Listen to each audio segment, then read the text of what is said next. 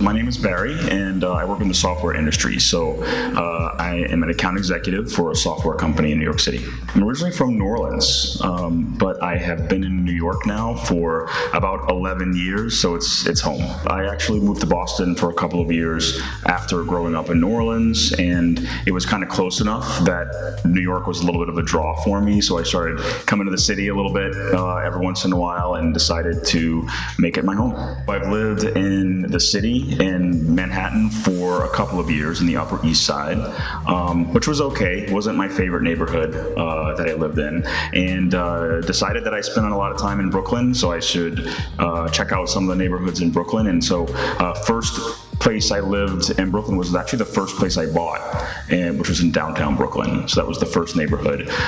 Then Park Slope, and then Bed-Stuy, and Bed-Stuy's been my favorite neighborhood. I've sold 2 properties with HomeDax, and they were both in Bed-Stuy.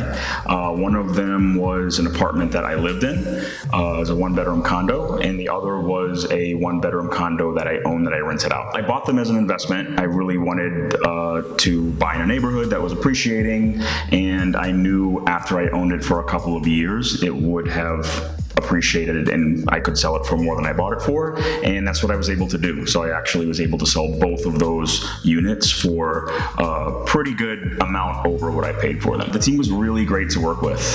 So everyone that I worked with from HomeDax was always very professional. Sometimes it's challenging dealing with having open houses and showings and having people come through.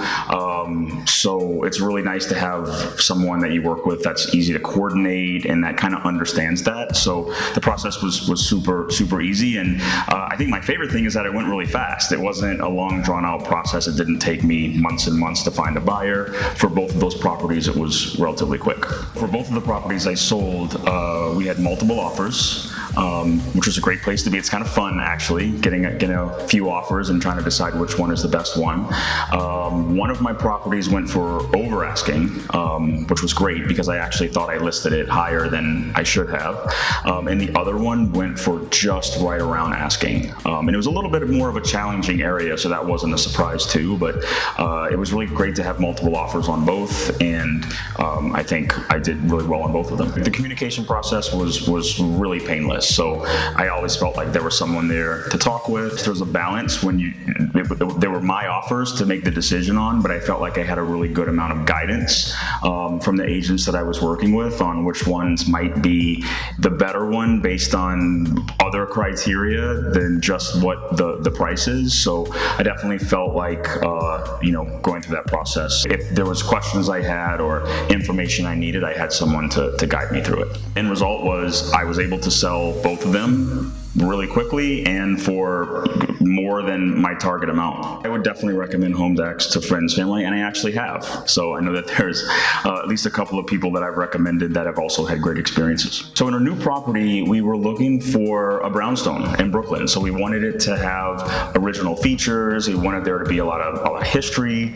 involved with it. And so we looked for a long time for a place, and it was actually in the middle of the summer, so we were going around to open houses, and it was kind of difficult. There was a lot of competition at the time for people looking for very similar places, but we were looking for a place that had a lot of history, that had the charm that you find in Brooklyn brownstones, and we wanted a renovation project, a restoration project, and so we were able to do that. And what's really fun is we really wanted to share that story as well, so we created a blog called the Brownstone Boys, and an Instagram account that goes along with it, and some other social accounts. It's been really fun, and we've been able to share the story, and it's actually gotten pretty popular as well. We're published on Brownstoner and have a lot of followers on Instagram, so check it out. It's Brownstone Boys on Instagram, and thebrownstoneboys.com is the blog.